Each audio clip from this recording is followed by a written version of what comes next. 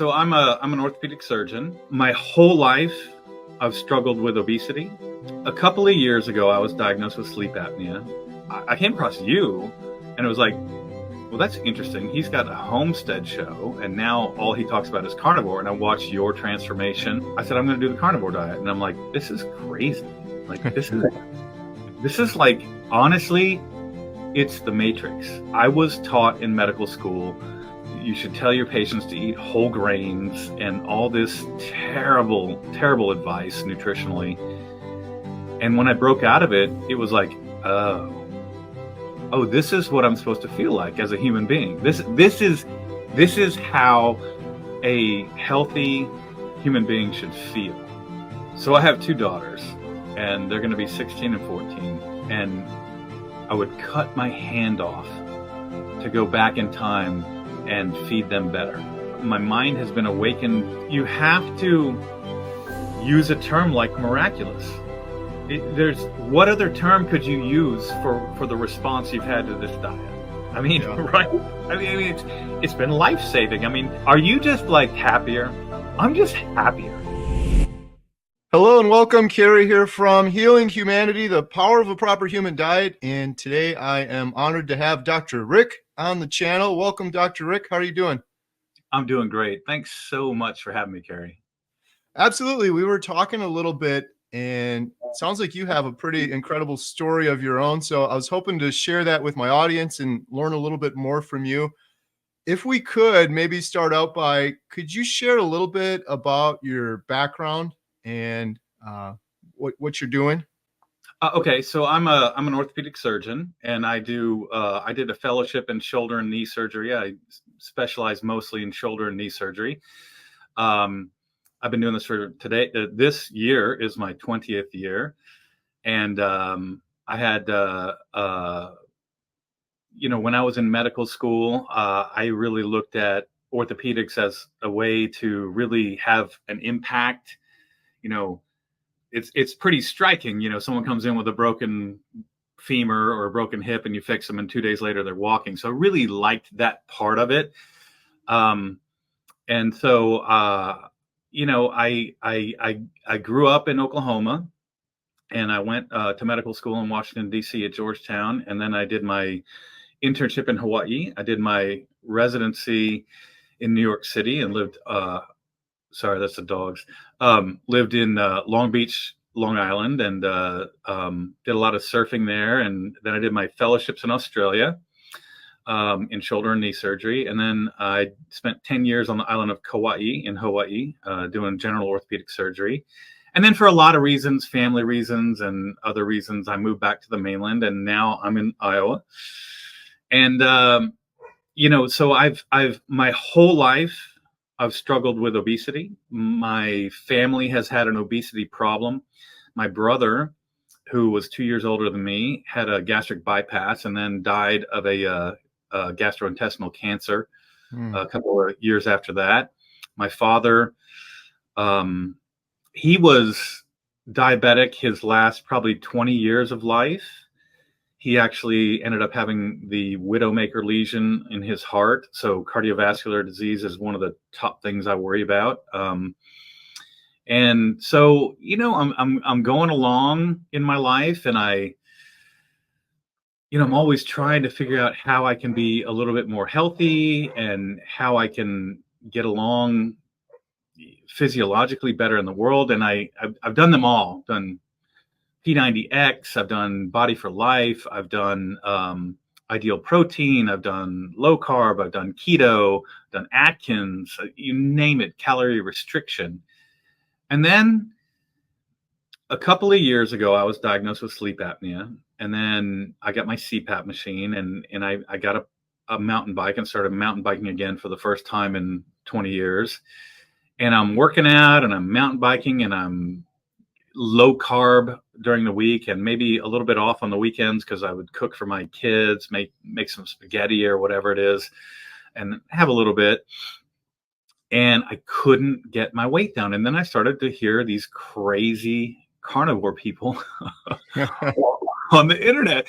And, many people are going to tell the same story. It was Jordan Peterson, Joe Rogan, Dr. Barry, and then I came across you, and it was like, well, that's interesting. He's got a Homestead show, and now all he talks about is carnivore. And I watched your transformation, and Dante Ferrigno. I mean, it's just his change in physiologic status as reflected in how you can see him as how his body is was just so striking. And so January 1st of this year, I said, you know what? I've done it all. I'm going to try something really radical because I had metabolic syndrome, right? So metabolic syndrome is five it's five measures of your health, and if you have three of the five, you have metabolic syndrome. If you have metabolic syndrome, doctors would tell you you're in big trouble. So I had the waist circumference, I had the blood pressure, I had the resting blood glucose. My triglycerides weren't high enough to really qualify, and then the other one is what's the other one? Anyway, I didn't have the other one either. So I said I gotta get this under control, and so I said I'm going to do the carnivore diet, and so I started January 3rd of this year, and I lost probably 15 pounds in the first month, and just started to feel great. And then I'm fully like downloading everything from the internet, you and Dante and Dr. Barry and all of them, everybody that you can imagine. I'm watching, and I'm like, this is crazy. Like this is like, honestly, it's the Matrix. Real life, it's the Matrix. I was taught in medical school that you should tell your patients to eat whole grains and all this terrible advice nutritionally. And when I broke out of it, it was like, oh, this is what I'm supposed to feel like as a human being. This is how a healthy human being should feel. And I just never looked back. Wow.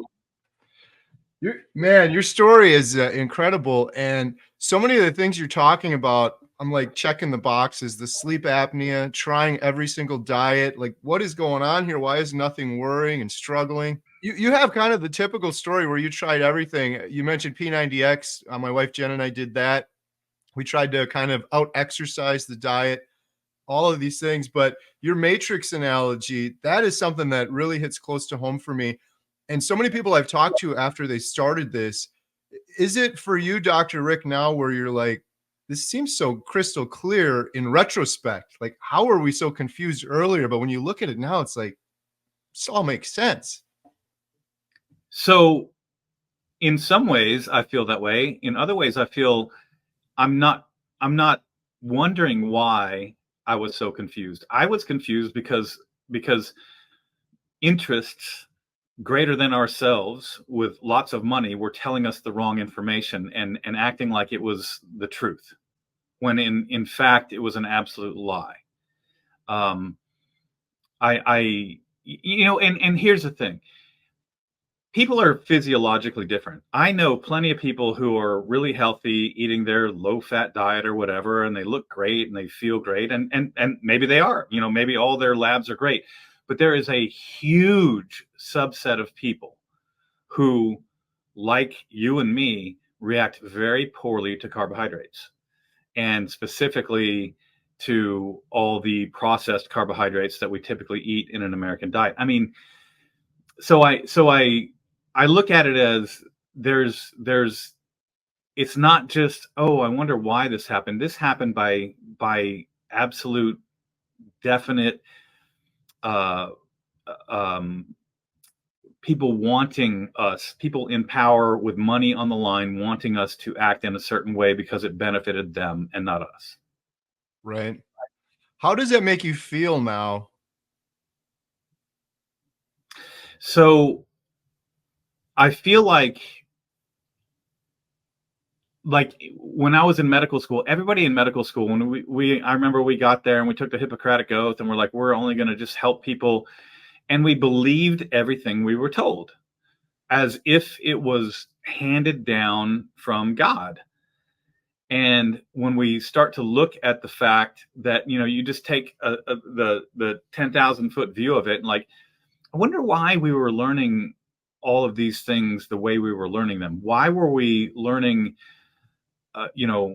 if your patient comes in with hypertension and they're obese, the first thing you do is you give them medication for it. And then you spend maybe a couple minutes talking to them about lifestyle changes. And then you go on to, okay, so here we're going to put you on a statin. We're going to put you on this antihypertensive and that antihypertensive.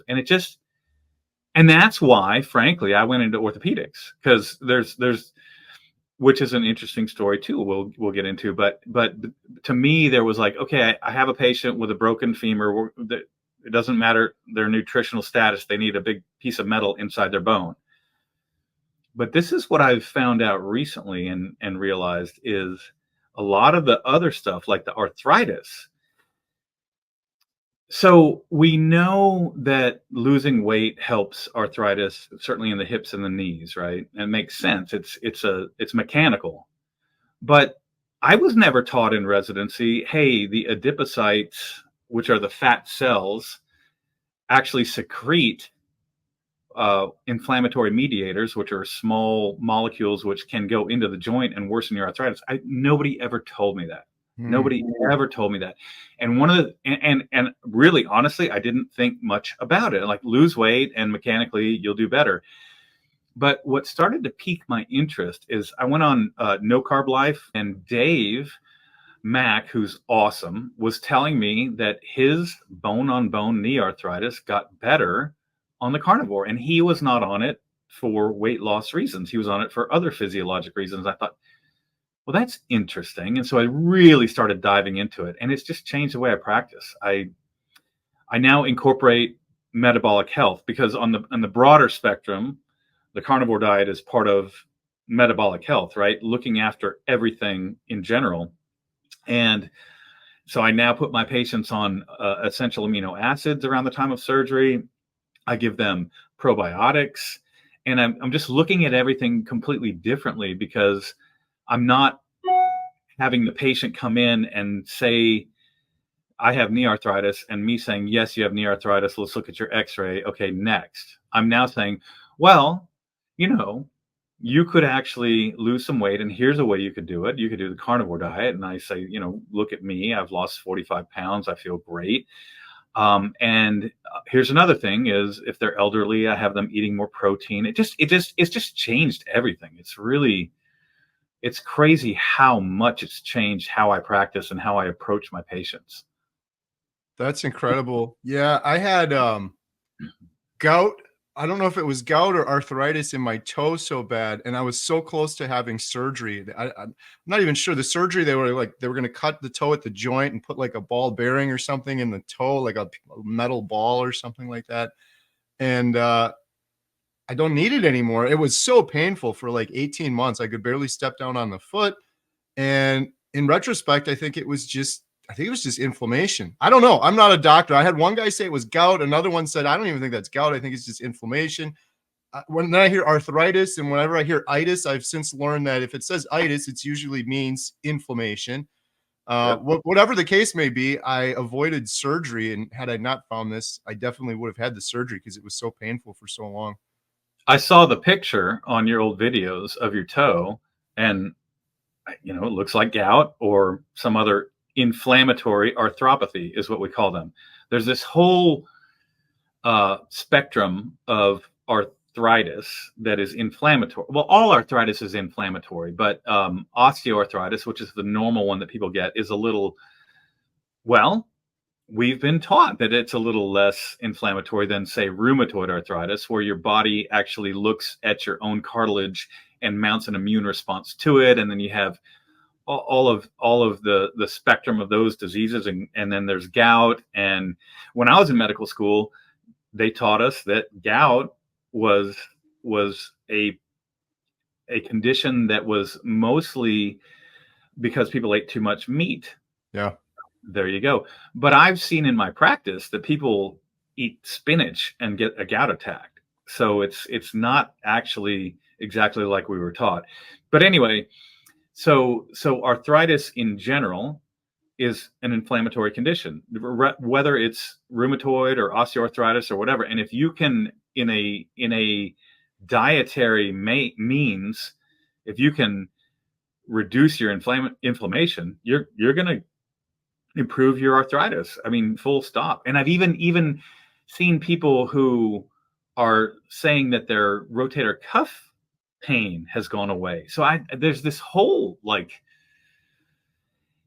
again, it's like the Matrix. It's just what Yeah. I don't know any other way to say it. It's like my mind has been awakened to the fact that most of what I've been taught is either wrong or potentially wrong. And not that there's a nefarious reason for these things, although I think if you take the big step back and you look at who's selling us food and who's selling us medicine, and those things are those companies are the same. You know, you get up above Johnson and Johnson and get up above Merck and Nabisco and Kraft Heinz, and they seem to be owned by the same people. It's like, well, that tells you something, right? Every financial incentive is to keep us eating this food and getting sicker and buying more medicine. It's just sort of business run amok. There's no financial incentive at all on the high corporate side, the top of the pyramid, for you and I to be healthy. Quick interruption. Thank you so much for watching. If you're interested in learning more about our documentary, Healing Humanity, The Power of a Proper Human Diet, or supporting it, please visit donate.healinghumanity.movie. Our goal is to reach millions of people that are hopeless right now, and sharing the examples of real people over the course of 1 year that are undertaking a proper human diet to overcome obesity, type 2 diabetes, depression, anxiety, fertility issues. We couldn't do it without you. We thank you so much. We are also selling these shirts, Healing Humanity, The Power of a Proper Human Diet. Every penny we get from those goes towards the documentary. And last, we have memberships. If you click the little join button, it's best to do it on desktop. Under any one of my YouTube videos, you can join and become a member. We have hundreds of members right now. We do members only videos. We do members only behind the scenes. You can email me as a member and I'll answer you. And every penny from that goes to support the documentary. And the last thing is we have these Redmond's portable salt shakers. These things are awesome. You can get the best salt. You can take it with you. We sell these on the website along with our water bottles and cutting boards, and every penny from all of those goes 100% towards supporting the documentary. You can also sign up for our newsletter, which is completely free. All of these links are in the description below. Thank you so much for your support. Now back to today's video. And eating the way we eat. That takes so much out of their pockets. It takes the crap food out of their pockets. It takes the medicines out of their pockets, the hospital stays. So they don't want us to talk about it. Right.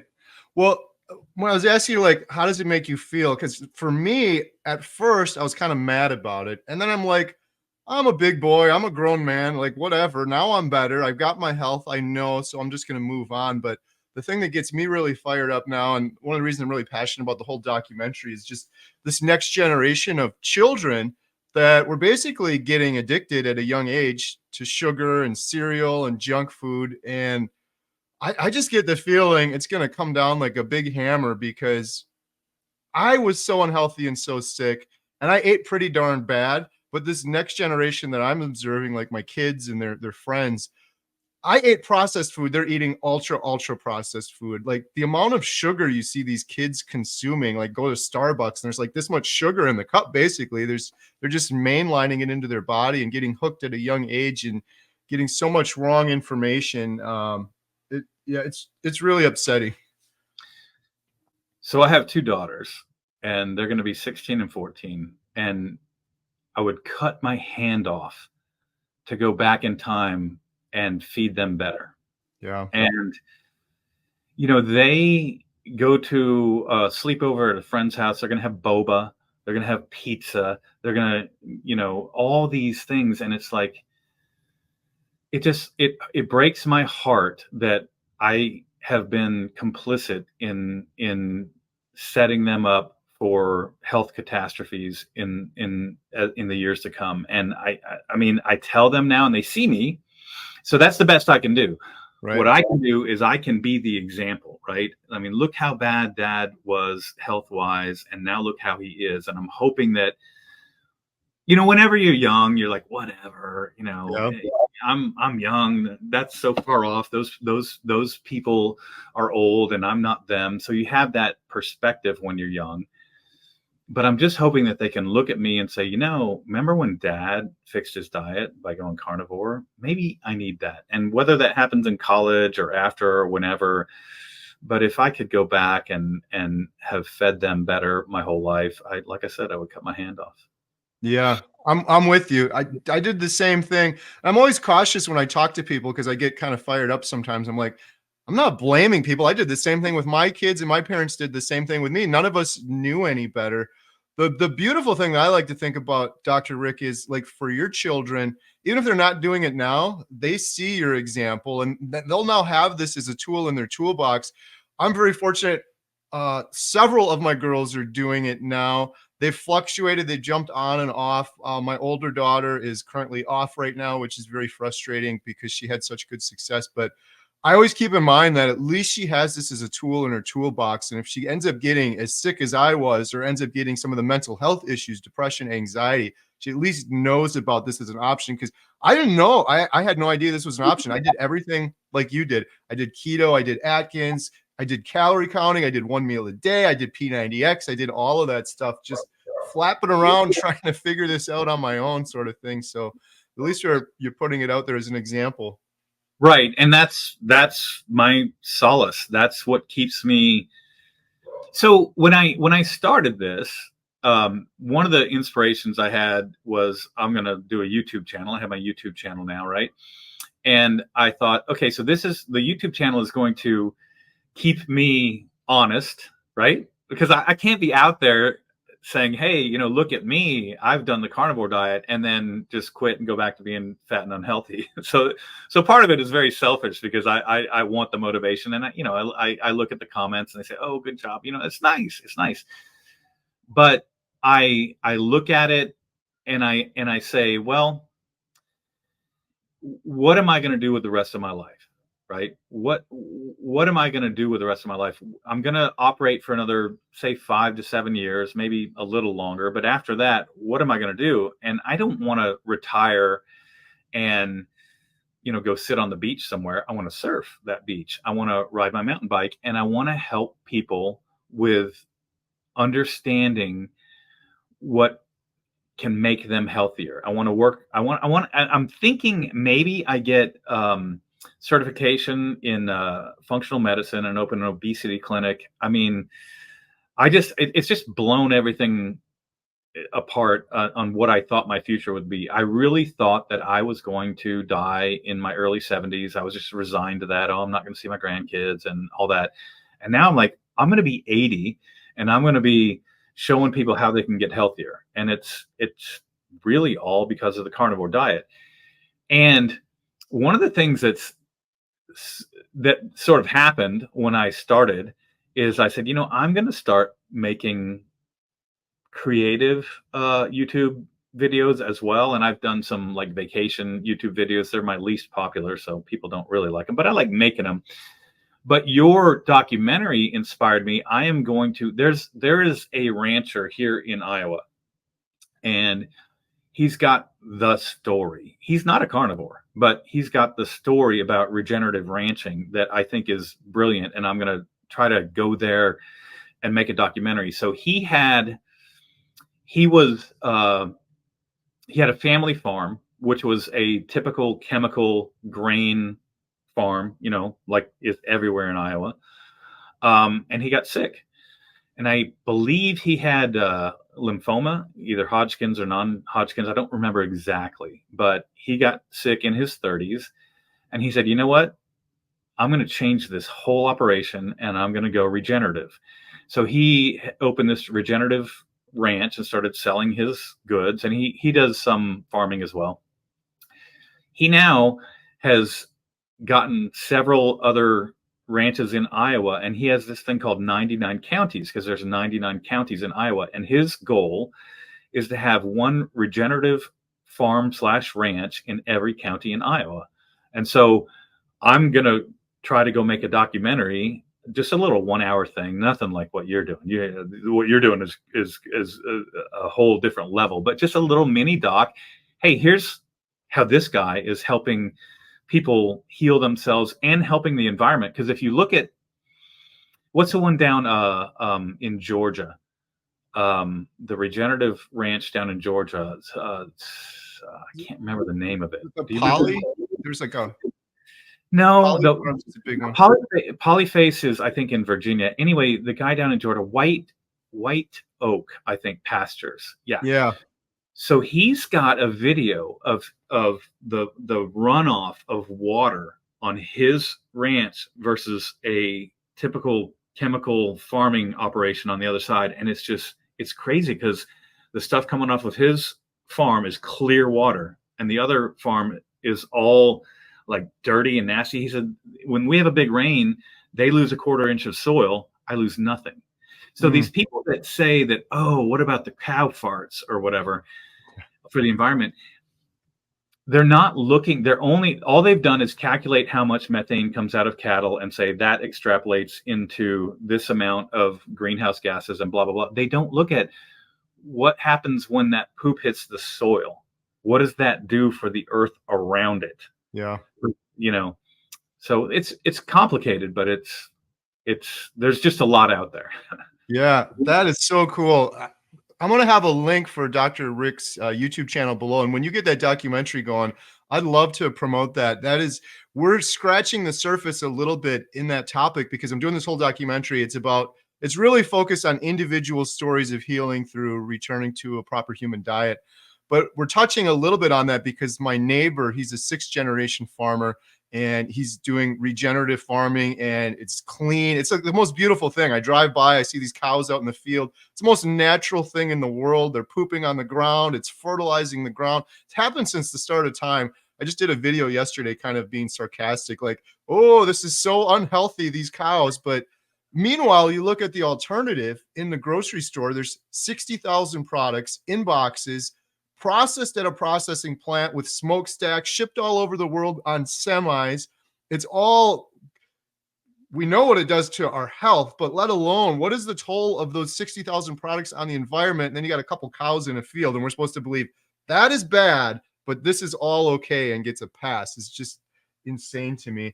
I did a couple videos with my neighbor, and I'm all about that. I really worry about the future because my neighbor, he works a full-time job and he's farming at all hours of the day. I go there early in the morning. I drive past his farm. He's out there working the field. Late at night, he's out there. He's so passionate about it. But I'm like, he's doing it for pennies on the dollar, underappreciated, underpaid, undervalued. And I'm like, is this next generation going to be like, raise their hand? I want to do that sort of thing next. I'm hoping they will when people start to realize the importance of it and how healing it can be.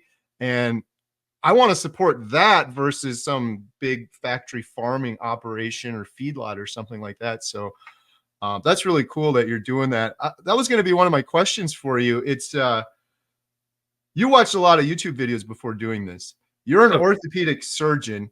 And if I can speak frankly, you're probably making a pretty good living doing orthopedic surgery. You could have just kept your head down and continued to do that.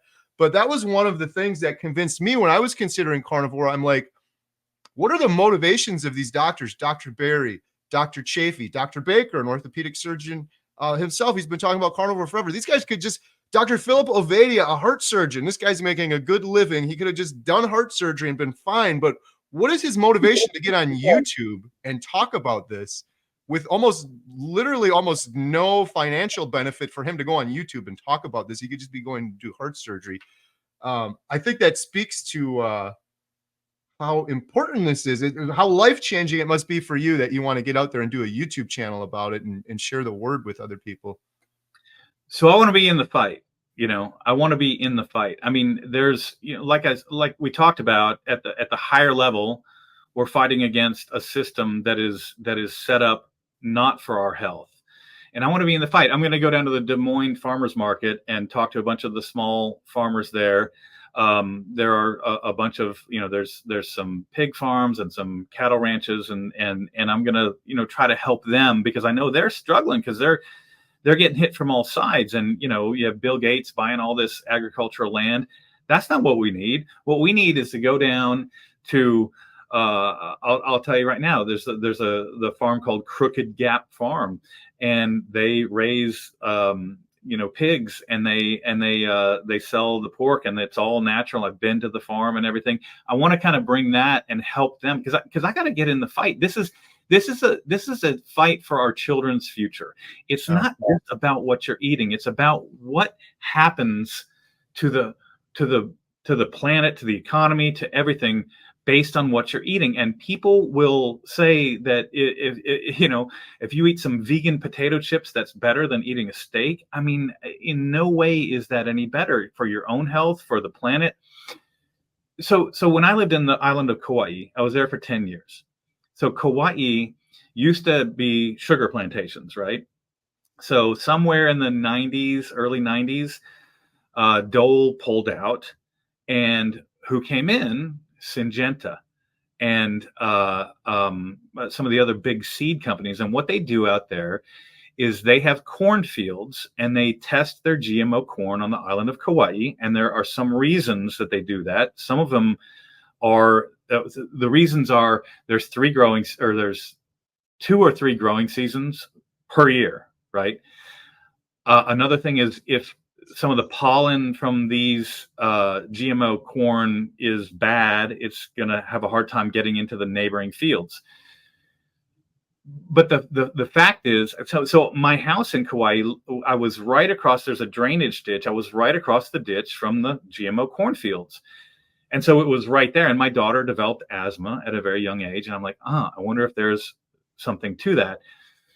And I look at it, and so what they told me was, what I found out was, they use chemicals on their crops 3 times a year as opposed to once or twice. So 3 times per growing season as opposed to once or twice. And they use all these things like atrazine that are banned in the European Union. So I got really involved in it at that point. They've got everybody convinced that this is how we can feed the world. This is the only way we can feed the world. But I looked at it, I'm like, but there's a lot of cancer here on this island. There's a lot of asthma. There's a lot of sick people. And so that was kind of like one of my early, this was 10 years ago. That was one of my early forays into the whole idea of, hey, what we're growing, what we're eating.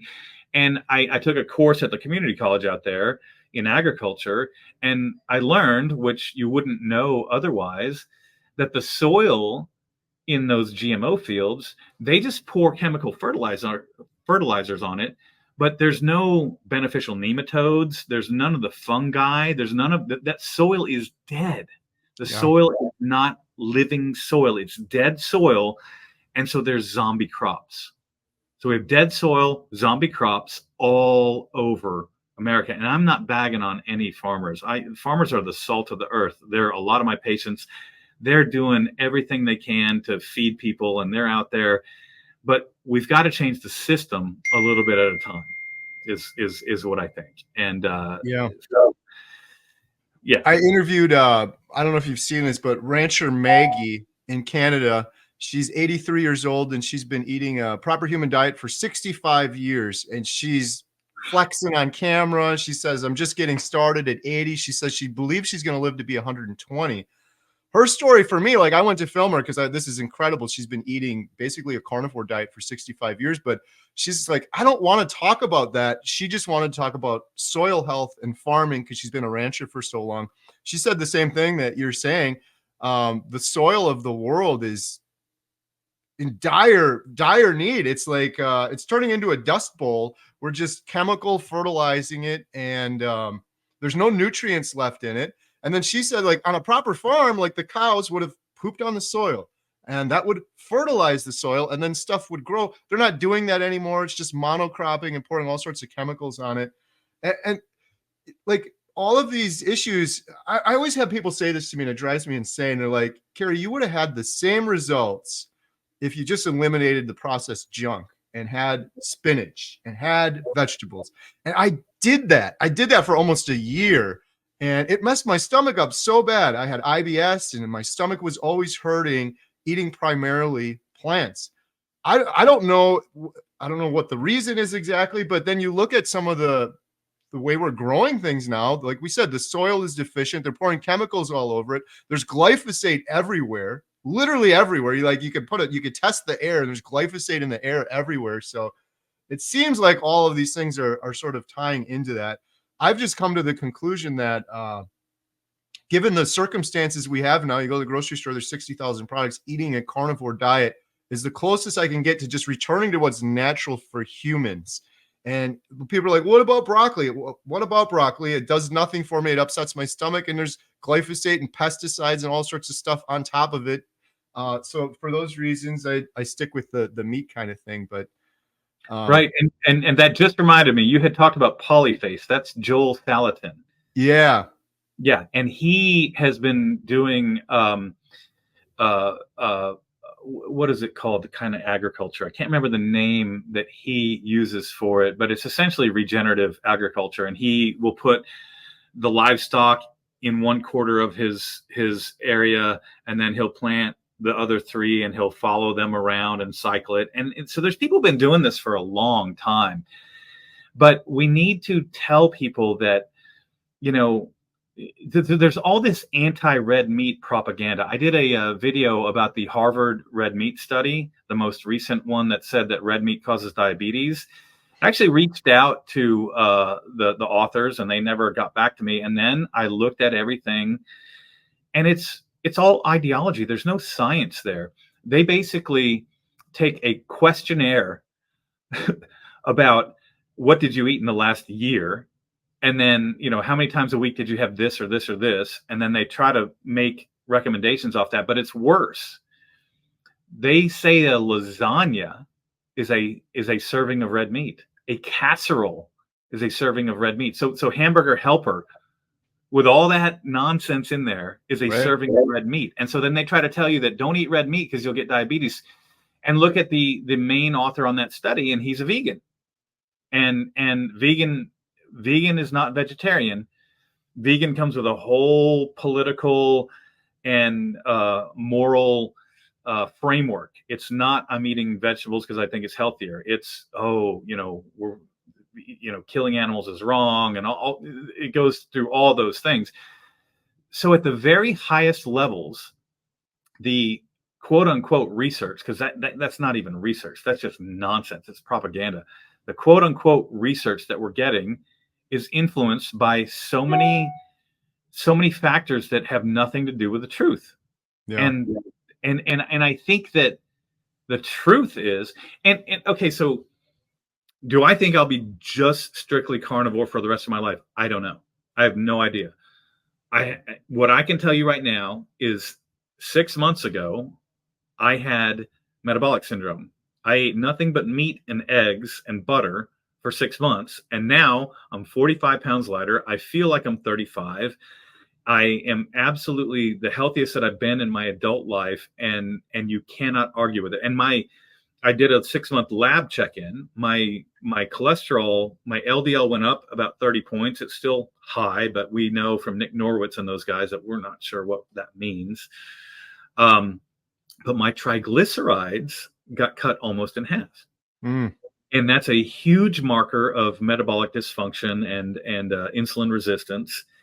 And so so what I can tell you 100% without any question is that in a 54-year-old orthopedic surgeon who's got metabolic syndrome, whose name is Rick Godding, if he eats only meat and butter and eggs for 6 months, he's dramatically healthier 6 months later. So that's kind of that's like my foundation of where I'm going, Right.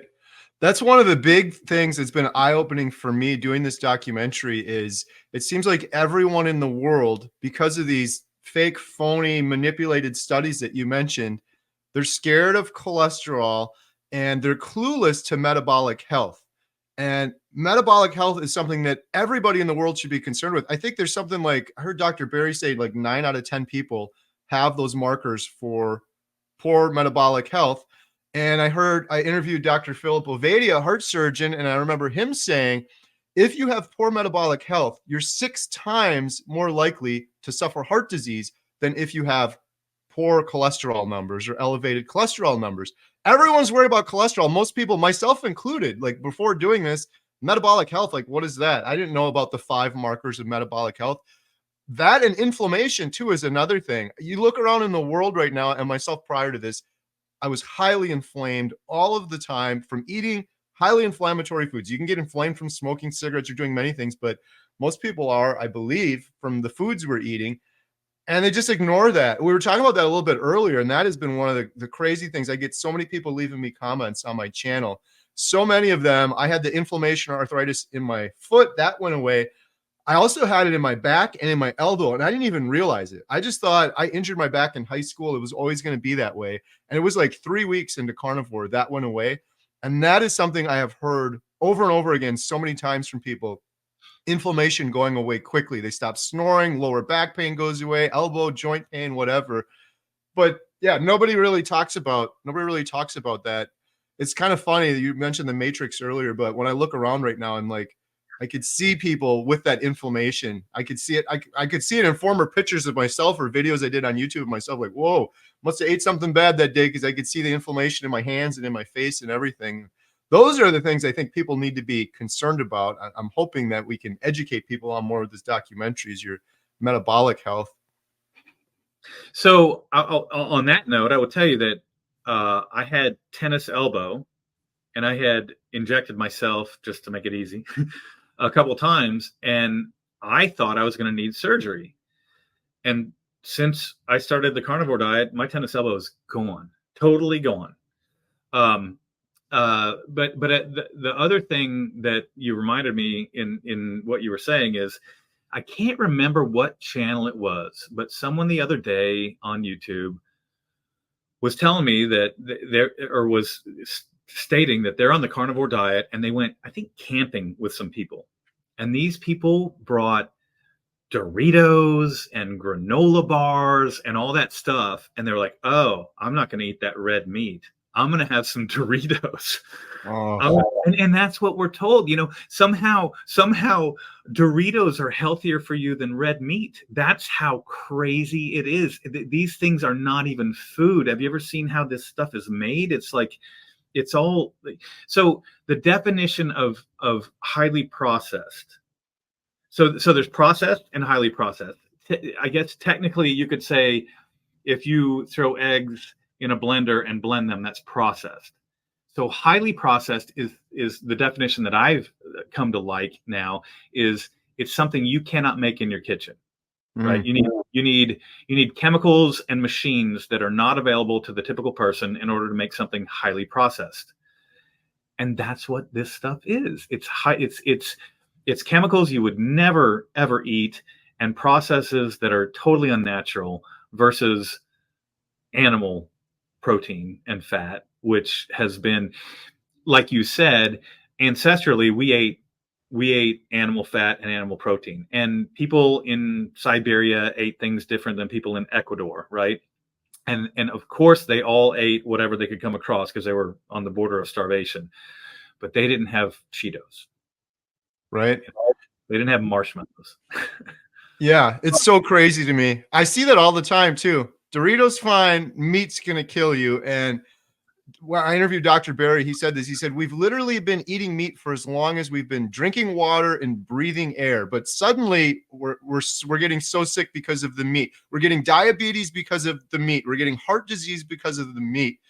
But yet you look at the rates of diabetes, heart disease, cancer, all of them are going up at the same clip as we're consuming more and more ultra processed foods, sugars, Doritos, garbage food. It's just like, it's all there. So when people say, oh, this is just genetic, well, then why is it all going up? Like cancer amongst those in their 40s and 50s right now is going through the roof right now. How could that be genetics? It's just crazy. That was going to be a question I had for you, Dr. Rick.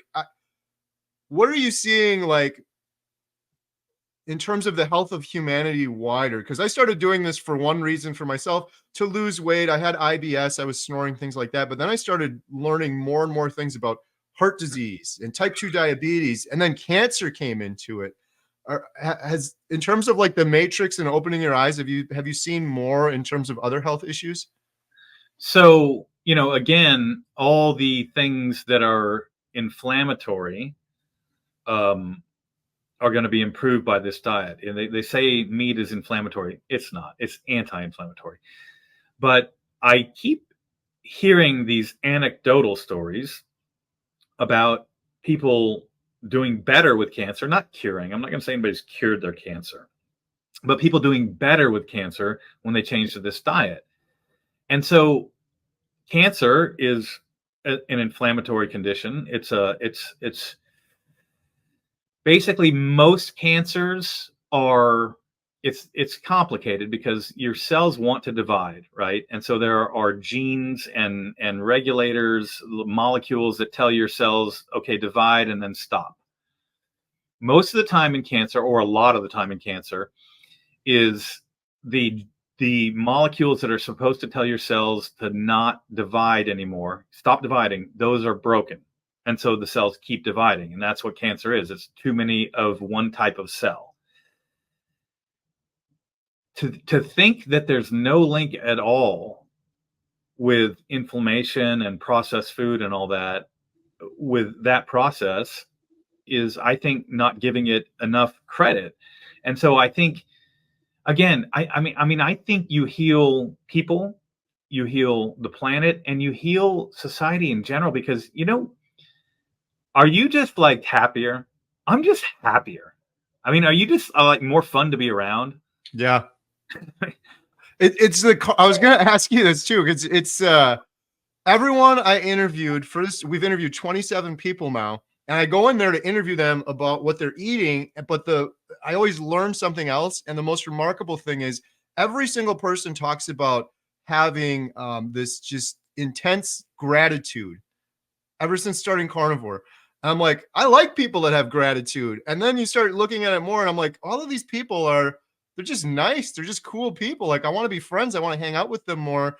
And then you hear this, the people have the carnivore glow, the carnivore zen.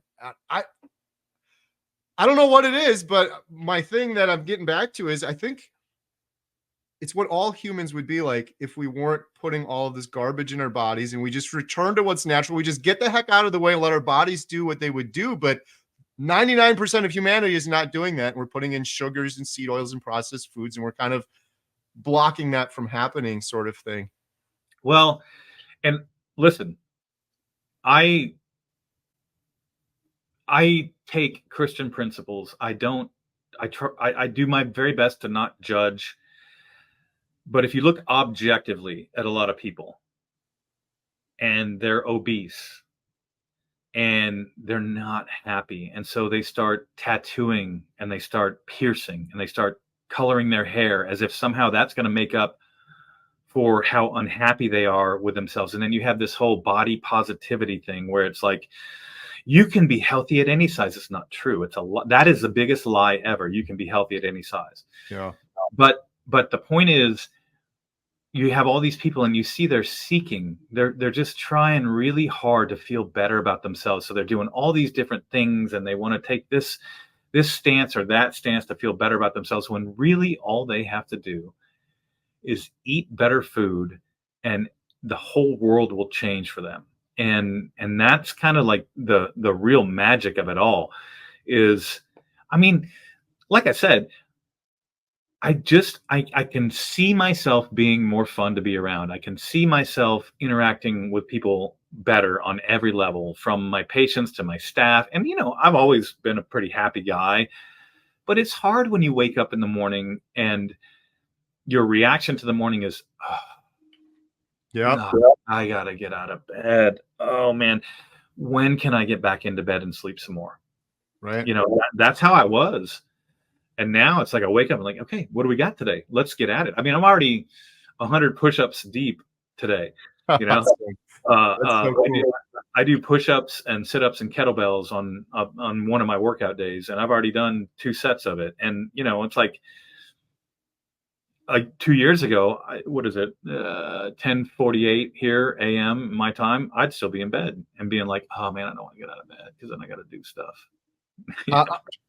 That is one of the other reasons I'm really passionate about this. Initially, I was doing this to cover major health reasons that you overcome. But then I'm like, I was sick before doing this. I was mildly intoxicated. I couldn't get out of bed. I had brain fog. I was always fatigued. It's almost like you got a little bit of a flu your whole life. And then that becomes normal because you live through it every day. And this just is the way it is, sort of thing. And just the thought that most of humanity is going to go through their lives sick, mildly intoxicated, never feeling the way that Dr. Rick and I feel. I can't accept that. That is such a shame. Like, what a blessing it is. What a miracle it is that any of us are even here or alive. And then to find out that most of my life I was kind of squandering it to some degree, just barely being able to get out of bed and being fatigued all the time. So a couple years ago, when I didn't know I had sleep apnea, very stressful job I have, obviously. I was starting to have chest pain. So given that my dad had the widowmaker lesion, which is the big clot in the the big essentially clot in the main coronary artery, I was like, I better get an angiogram. So I got an angiogram and I got a coronary artery calcium score, and I talked to my cardiologist, and he said, hey, this is great. You only have a tiny little bit in one collateral artery. All your main ones are open. Your coronary artery calcium score is good. Keep doing what you're doing. I was 45 pounds overweight. My fasting blood glucose was 100. My blood pressure was under control on 2 medications. And what did he tell me? He said, keep doing what you're doing. And I don't blame him. That's what he was taught. Great guy, super cardiologist, very helpful in lots of ways, but wasn't there to tell me, hey, you know what? And he could have said to me, you could make some lifestyle changes that would help this, but I don't know that he knew what they were. I don't know that he was taught what they were. And certainly in his residency and fellowship in cardiology, he was never. So the doctors are basically taught this: go ahead and talk about lifestyle changes, but your patients are not going to do it. So don't waste too much time, because you only have about 8 minutes to see this patient anyway. So treat their problem and see them back in 3 months. And that's the system. That's why it's so broken. And the doctors are out there. They want to help people. I have met very close to 0 doctors of all the thousands of doctors I've ever met who didn't truly want to help people. But the system itself is broken, and that's the problem. Right.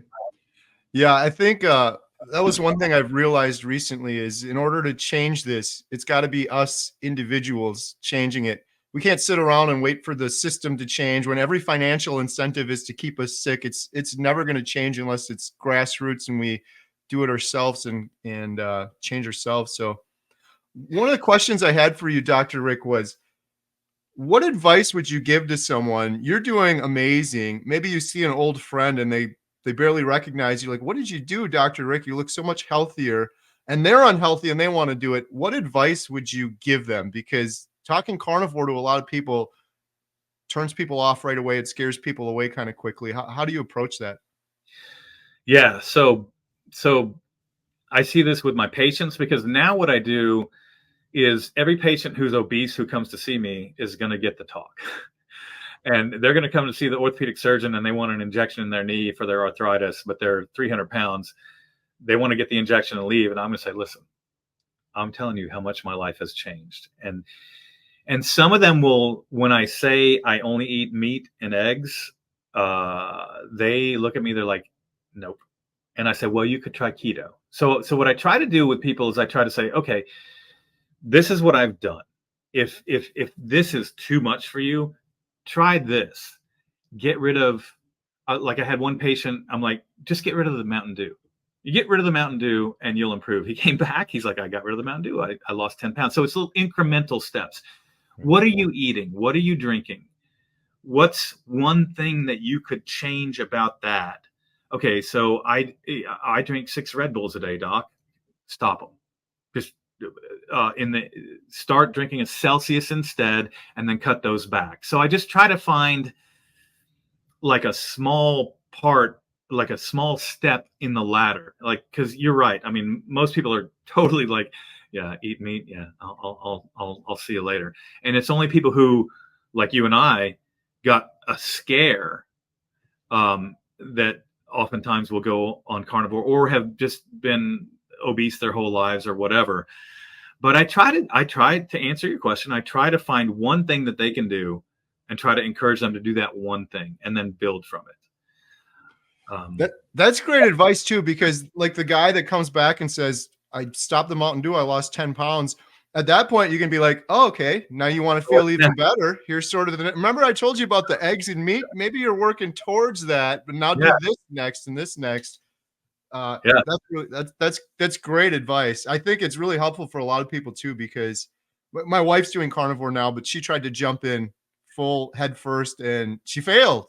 And now she took the baby step approach, and now she's actually back to carnivore now, but it took baby steps to sort of get to that point. So, right. And that reminds me a couple things. One is I saw your wife's video showing all. It's amazing. Like, here you are, you're a guy trying to show people how to chainsaw a chessboard or whatever, and the next thing you know, you're helping people transform their lives. That's got to be really cool.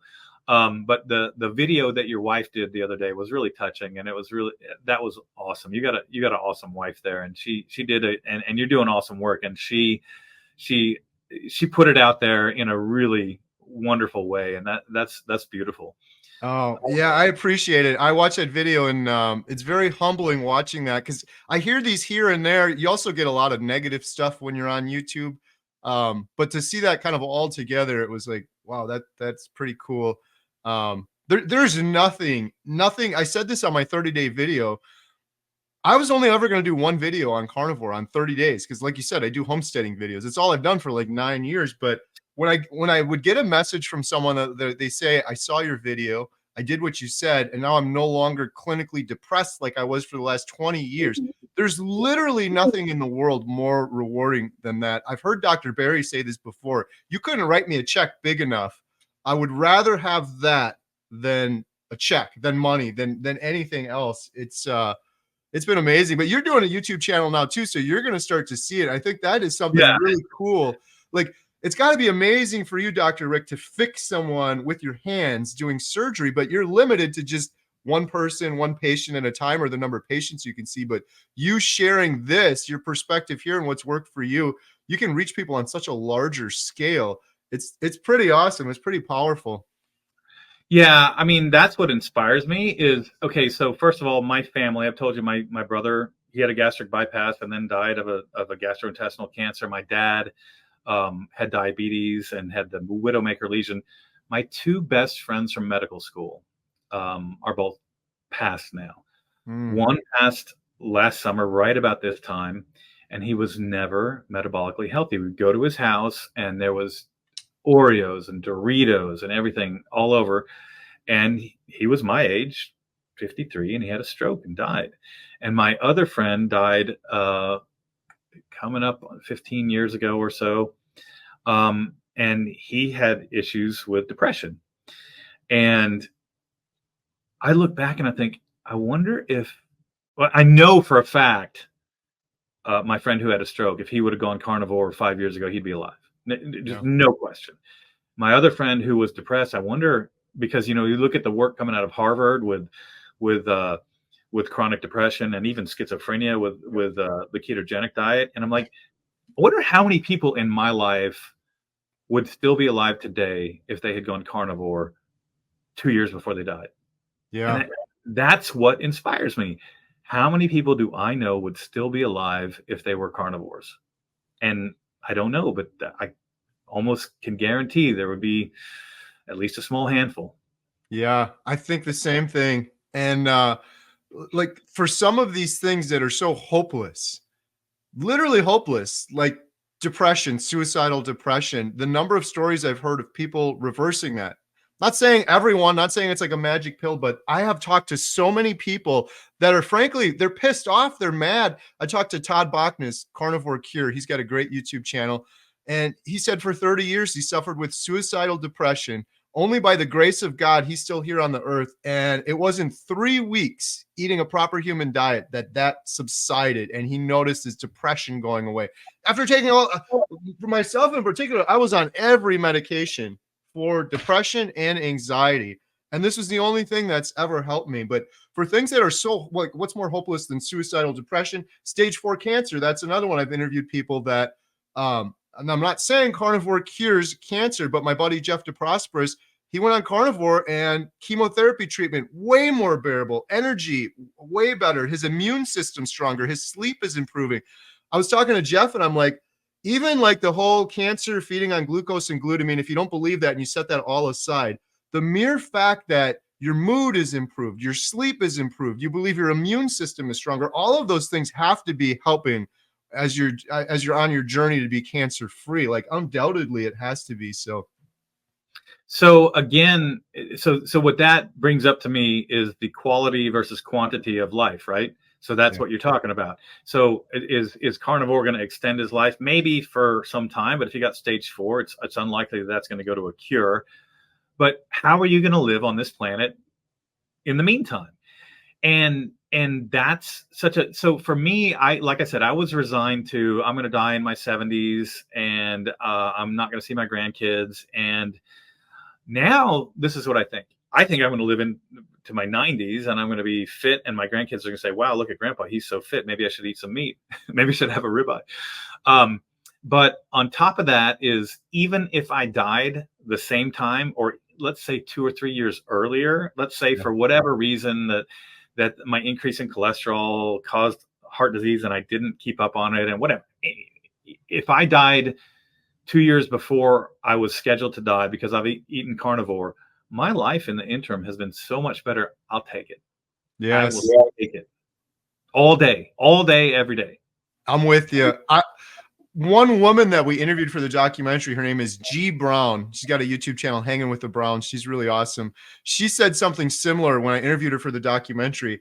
Because people will say this. They'll say, that's great, Carrie. You reversed your depression. You don't have IBS. You don't snore anymore. You're down 100 pounds since your heaviest. Reverse congestive heart failure. But any moment now, you're a ticking time bomb and you're going to die of a heart attack. I get that. You won't believe how many times I get that. And one of the things that she said when I interviewed her, she was like, give me a piece of paper, write a contract out that says, I'm only going to live 10 years more on carnivore, and then I'm going to die 10 years from now. I will sign it in a second because I'm truly living now to my fullest potential. I'm happy. I'm full of gratitude. And before this, she was miserable and she was suffering and she had stomach pains and all sorts of issues. So she's like, write it. Let's go. Let's write out the contract. But it's so funny, those comments. I literally get that one every day. I'm a ticking time bomb. My blood pressure's better. My congestive heart failure is reversed. I could get up and run a marathon and I could barely stand up before, but at any moment, it's going to be the end for me. I'm going to die. Bring it. I'm fine. I'll be happy with that. So your congestive heart failure transformation shocked me because I'm not a cardiologist. And I thought, well, congestive heart failure, once that starts, there's no turning that around. That's what they told me too. And I will say I talked to another cardiologist who's a colleague of mine, and she said, oh, yeah, if you lose enough weight, you can. But it's not just the weight. It's the inflammatory mediators coming out of the cells and the stuff you're not eating. But that shocked me. I was like, wait, this guy, he cured his congestive heart failure? That's nuts. That can't happen. Yeah. So there's all these things that we're taught can't happen that we keep seeing happen. And that's the pseudo miraculous part of it, is it's all these things that you're told are not fixable. And then you start eating the carnivore diet and they're fixable. And I am not a carnivore. Let's say I'm not saying that. I don't believe that you can say that all people should be carnivore.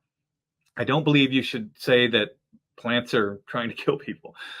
What I say is there is a subset of people who, if they eat the carnivore diet, their life is going to totally transform and they're going to find answers to questions that they've been seeking for their whole life. And that's enough for me. Right. Yeah. initially this was all going to be carnivore diet. It's all it's about is a carnivore diet. But I think for all of humanity, just returning to what's natural for humans is going to Right. help every single person. Um, the congestive heart failure thing, I just want to leave a little side note here for anyone that's listening to this and thinks he's full of crap. He's lying. I have shared my medical records, and anybody that wants to see them, I have documented before and after. I interviewed Dr. Philip Ovadia for the documentary just a couple of weeks ago. And of course, that was one of the big questions. Like, is this possible? Like, how does this even happen? And he said the same thing that you did. First of all, losing the weight had to help. And by the way, I couldn't lose the weight in any other way than eating carnivore for me because I've tried everything. But also, inflammation was a huge part of it. And then he mentioned this too, and someone told me this before, but the heart and the brain perform much more efficiently while in a state of ketosis versus burning sugar. For sure. And that's not even arguable. Like, people can look that up and research it. And that was one thing I wish I had known, because I tinkered with keto on and off for years, and had someone told me, my cardiologist told me years ago, listen, if you do keto, maybe it'll give you a 2% improvement, just anything. I'd been like, all right, well, there's another reason to do more keto. But the crazy thing, Dr. Rick, with the congestive heart failure, most people diagnosed with that are not going to eat only meat. So it's kind of uncharted territory. But since I've done those videos, the number of people coming out of the woodwork that have said they have done similar has just blown my mind. I get comments every single day that said, yeah, I reversed my congestive heart failure as well doing this. So it's it's crazy. There's so many things like that that are just unbelievable doing this documentary. But part of the documentary too is we're looking at people's medical records. Some of these things I wouldn't believe without looking at medical records. It's just crazy. Now you went from, I think, like a 30% ejection fraction to like 58. Is that right? I was 44 before, Okay. with a highly erratic heartbeat, and I think it was tachycardia, where my heartbeat would beat, I think it was over 120 beats per minute for a long time when they monitored it. It was 44 before, and then afterwards, when the tech did the echo on me, she said, you're 60 right now. And for those that are watching, 60 is perfect. I was upset when she told me 60. I was like, oh, I wanted 100%. You don't get 100%. 60 is normal and perfect. She put in my paperwork 55 to 60. For some reason, they do a range, but when she did it, she said it was 60, which is back to normal. And then my doctor even wrote in my notes, he said, your heart looks good. You no longer have evidence of cardiomyopathy. And it's right in my medical records. And yeah, if you look, 60 is like a normal ejection fraction. And on top of that, my blood pressure is like 120 over 80. And it's been high my whole life. I was on 3 different heart medications, and I was on statins. And as of right now, for almost a year now, I'm on no medications at all. Nothing, no statins, no heart medicines, anything. So I guess so how old are you? 43. Which is crazy that you were that sick at 43. So you're 43 and you have congestive heart failure and you're just metabolically a catastrophe. Yeah. Did you ever have a doctor say, if you try a diet, you can fix it? Any diet at all? Did anyone talk to you about even the Mediterranean, anything, and say you can fix this with the diet? Not one single doctor. I know some do, but none of my doctors did. Every one of them was more of this. It was just a cascade of medication and then side effects. And then we'll try this one. We'll up the dosage. We'll change the dosage. Let's try this one instead. But none of them mentioned it. And the crazy thing is, like, the diet fixed the congestive heart failure, but it fixed my clinical and suicidal depression. It fixed my IBS. I no longer snore. Like, it literally, I would have done it to fix one of those things, but it fixed everything. It's, like I said, I mean, you have to use a term like miraculous. What other term could you use for the response you've had to this diet? I mean, right? I mean, it's been life-saving. I mean, there's no possibility for hyperbole in a 43-year-old guy who's got an ejection fraction of 44 and is depressed so much he wants to kill himself and won't get off the couch, and he changes his diet and his whole and now he's you. Yeah. How's that not a miracle? It's absolutely, it's a miracle. It's unbelievable. It's providence. I don't know, but the thing that's even more miraculous is hearing it over and over and over and over and over again from so many other people. That's why I get mad when people are like, that's great you did that, Carrie, but you're just a weirdo. You're an anecdote. And I'm like, I am hearing this from so many people now.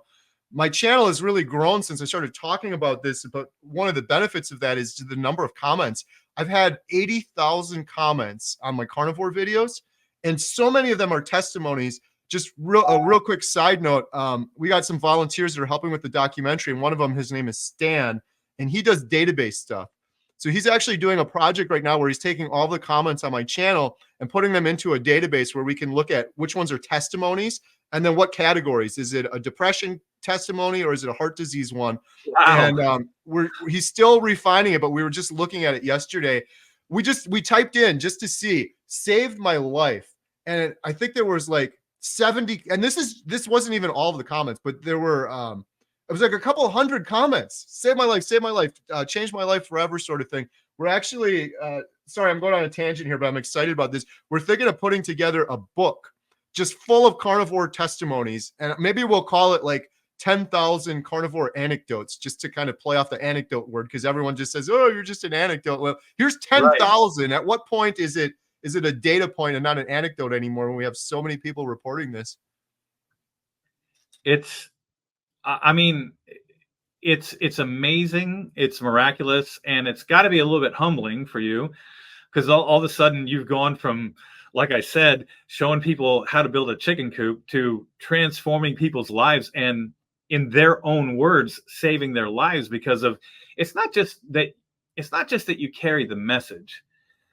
You carry the message from a position of an obvious physical dramatic change and an enthusiasm that is unstoppable. You were, like I said, you and Dante Ferrigno were some of my early inspirations, and you continue to be an inspiration, because the fact that you've taken this whole documentary on and you said, I'm going to put this out there. It's in the fight. You're in the fight, right? You're drawing your sword and you're getting in the fight, and the fight is for healing humanity, as as the title suggests. It's just so cool. Yeah, well, I appreciate it. It has been very humbling. It's like I'm watching a movie. Like, I really, honestly, I don't believe it sometimes. For example, when we filmed Maggie in Canada, one of the first big interviews we did, and I'm sitting down interviewing this woman, and we've got 3 cameras set up, and there's all these lights. It's like we're in a studio. I teared up, and I was like, I was simultaneously humbled, happy, and pissed off at the same time, because I'm like, what gives me the right to be here interviewing this person? On the flip side, why isn't anybody else doing this? Like, I wish someone, I was like, I'm not qualified to Barbara Walters interview this woman. I'm like, I'm a homesteader that does chicken coops and stuff like this. So, but I think I'm so passionate about it and so excited about it. Like you said, people are often like, oh, that's great. You're such a passionate person. It's the polar opposite of what I was before. I was hopelessly depressed. It was like I was in a prison for so long. So it's impossible for me not to be excited or passionate or fired up about this when I see it's saving people's lives and putting them on a path to healing.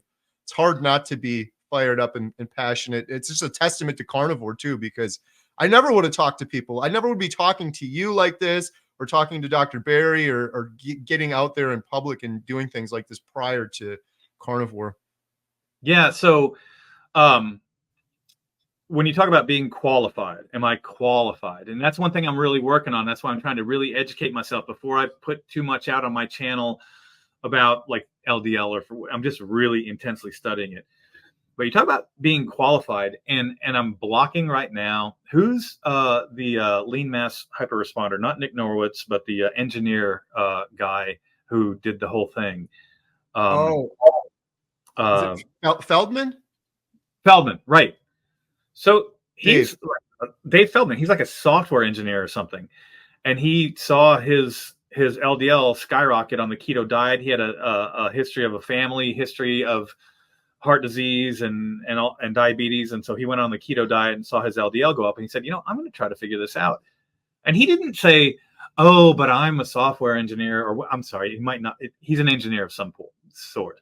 Well, I'm an engineer. I'm not a doctor. I don't have a PhD in physiology. I can't do this. He just went and did it. And that's what you're doing. And that's this whole movement is people are like inspired by these transformations they're seeing in themselves and other people. They're like, I'm not going to wait. I'm not going to wait for the system to come save me. It's funny because Ken Baker wears that shirt. No one's coming to save you. That's like the whole carnivore thing. No one's coming to save us. Right. We got to save ourselves, and we got to save as many people that we can in the meantime, right? Yes. Yeah, absolutely. Yeah, it's never going to change unless we do it. Like you said, we got to get in the fight. We got to be the warriors. We got to do it. So, Yep. yeah, this has been great, Dr. Rick. I really enjoyed talking to you. I love what you're doing. I love your passion. I love the fact that you're in the fight as well. We got another person in the army here fighting. So, anyone watching this, I highly encourage you to check out Dr. Rick's YouTube channel. I'll link to it in the description below. Do you have anything else you want to shout out, or anywhere else people can find you? That's pretty much it. I'm on. I started up Facebook, but I have like no posts, and I have a bad picture on there. I'm a newbie, and I have a full practice, and I have 2 young daughters. I'm just trying to be in the fight to the extent that I can. I'm trying to inspire people with my own transformation, but eventually, I'm going to be treating patients in the metabolic space, and so people who want to watch the seed grow from its first planting can jump onto my channel and say, man, I was there when he was just transforming in carnivore, and now he has this weight loss clinic, whatever. I would love to have people come, and I'm really honored that you had me on. I really appreciate it, and I'm inspired by what you're doing, and I'm thankful that you're doing it, and thank you. Oh, that's wonderful. Thank you so much. Hey, you have an open invite too, Dr. Rick. I want to have you back on the channel. Maybe we'll do a live stream or something at some point. Sure. And when you go down the rabbit hole with your documentary on the regenerative farming, I would love to help promote that, get the word out. I think it's one of the most important things. I want to incorporate more of that into this documentary. The problem is this documentary is going to be like 8 hours long when they keep adding stuff to it, but we're going to keep it compact, and then we're going to do a series afterwards. And maybe in the series, we have a whole episode on regenerative farming, or maybe a couple for that. So really appreciate you, Dr. Rick. Thank you so much for joining me. I'll have a link in the description below. So everyone go follow Dr. Rick and support what he's doing. Really appreciate it. Thanks, Gary. Thank you.